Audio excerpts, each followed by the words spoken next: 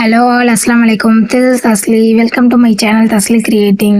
Henna மிக்ஸாலஜியோட part 2 video தான் பார்க்க போகிறோம்.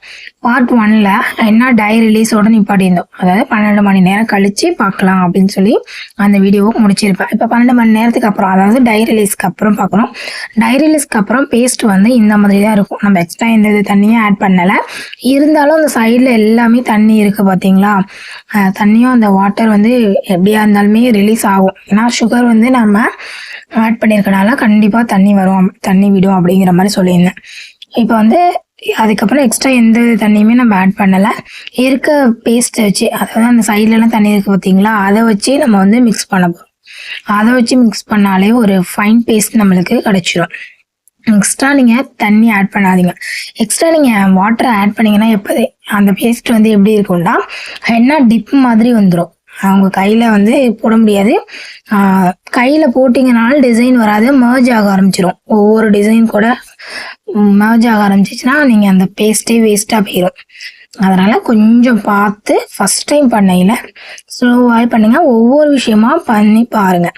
அதுக்கப்புறமா நம்ம வந்து பேப்பர் கட் பண்ணி வச்சுருந்தோம் இல்லையா, ரோல்டு கோன்.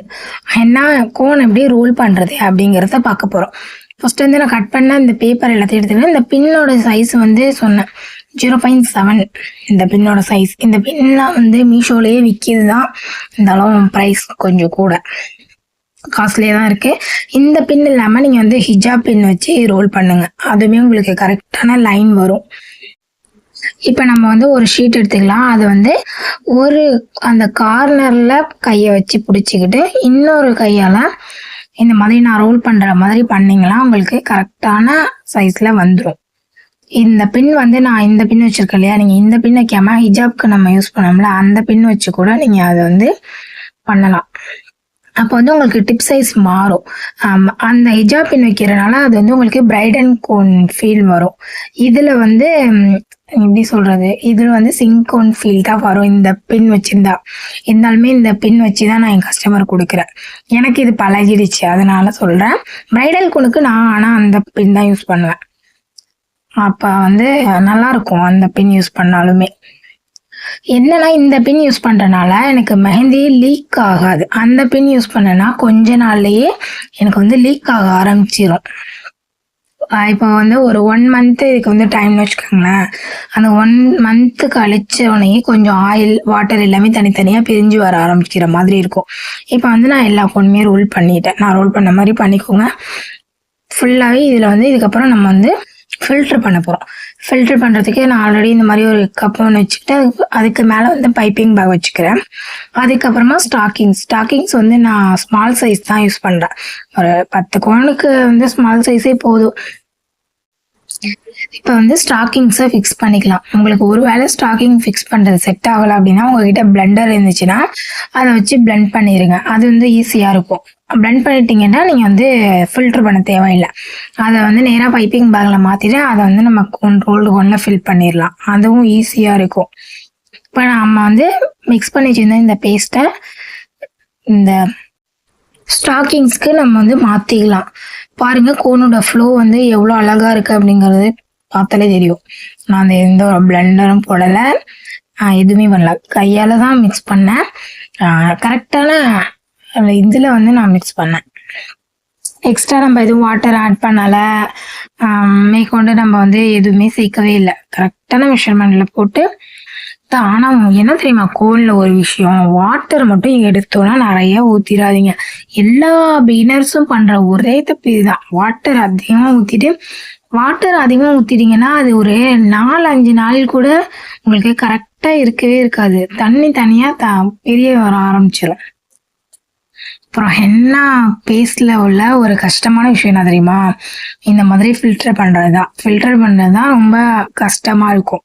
மற்றபடி ஹென்னா பொறுத்த வரைக்கும் எல்லா விஷயமும் ஈஸியாக தான் இருக்கும். இப்போ நான் இது வந்து ஃபுல்லாகவே பைப்பிங் பேக்கில் மாற்றிட்டு இந்த ரோல்டு கோனில் ஃபில் பண்ணுறேன். பாருங்கள், நான் என்ன மாதிரி ஃபில் பண்ணுறேனோ அதே மாதிரி வச்சு பண்ணுங்கள். ரோல்டு கோனில் ஃபில் பண்ணையில் அது உள்ளார ஃபுல்லாக வச்சிடாதீங்க, அந்த நுனி வரைக்கும் வச்சிடாதீங்க. அது வந்து ஒரு மாதிரி ரொம்ப கோன் திணற மாதிரி ஆகிரும். உங்களால் டேப் போட்டு சீல் பண்ணவே முடியாது. பேஸ்ட்லாம் வெளியில் வர ஆரம்பிச்சிடும். நான் இந்த மாதிரி அந்த எட்ஜுக்கு கொஞ்சம் முன்னாடியே வந்து நிப்பாட்டிடுறேன். இருந்தாலும் என்னோட கோனில் 25 கிராம்ஸ் இருக்கும். நீங்கள் மெஷர் பண்ணி பார்த்தீங்க அப்படின்னா கண்டிப்பாக இருக்கும். அதனால் நீங்கள் என்ன பண்ணீங்கன்னா ஒரு சீலிங் மெஷினில் மெஷர் பண்ணி நீங்கள் வந்து ஃபில் பண்ணுங்க கோனை. 25 கிராம் இருக்கா அப்படின்னு சொல்லிட்டு பண்ணுங்க. ஏன்னா உங்கள் கஸ்டமருக்கும் நீங்கள் வந்து கரெக்டான மெஷர்மெண்ட்டில் கொடுக்கணும். அப்போ தான் அடுத்த வாட்டி உங்கள் கஸ்டமர் உங்ககிட்ட வருவாங்க. அதுக்கப்புறம் இப்போ கோனை சீல் பண்ண போகிறோம். நான் எப்படி பண்ணேன்னு பாருங்கள். ஃபஸ்ட்டு ஒரு டேப் எடுத்து அந்த எட்ஜில் ஒட்டிடணும். அதுக்கப்புறம் இன்னொரு டேப் எடுத்து அதுக்கு மேலே சீல் பண்ணணும். அதுக்கப்புறம் இன்னொரு டேப்பு. நான் இந்த மாதிரி தான் பண்ணுவேன். அதனால் என்னோட கோனில் லீக்கேஜ் இருக்காது. சில பேர் வந்து அந்த சைடில் ஒட்டுவாங்க. அது வந்து எனக்கு செட் ஆகாது. அது வந்து எனக்கு செட் ஆகாமல் ஒரு மாதிரி பேஸ்ட்டு கொஞ்ச நாளில் வெளியில் வர மாதிரி ஆரம்பிச்சிடும். நான் இப்படி பண்ணுறதால என்னோட பேஸ்ட் வந்து வெளியிலே வராது.